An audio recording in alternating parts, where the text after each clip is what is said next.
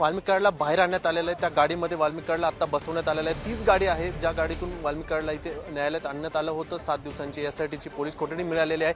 सर्व अधिकारी बाहेर येत आहेत। युक्तिवाद संपलेला आहे। 7 दिवसांची पोलीस कोठडी मिळाली आहे। वाल्मिक कराडला त्या गाडीतून येतात।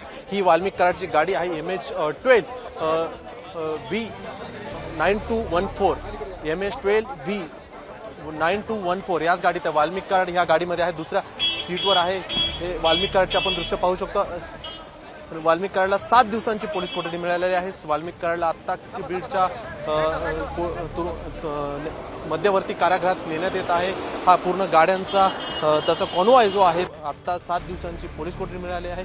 आता थोड्याच वेळात आपल्याला जे आर्ग्युमेंट्स झाले ते वकील असतील, वाल्मिक कराडचे वकील असतील, सरकारी वकील असतील, बाळासाहेब कोल्हे हे थोड्याच वेळात आता बाहेर येतील। नेमका युक्तिवाद काय झाला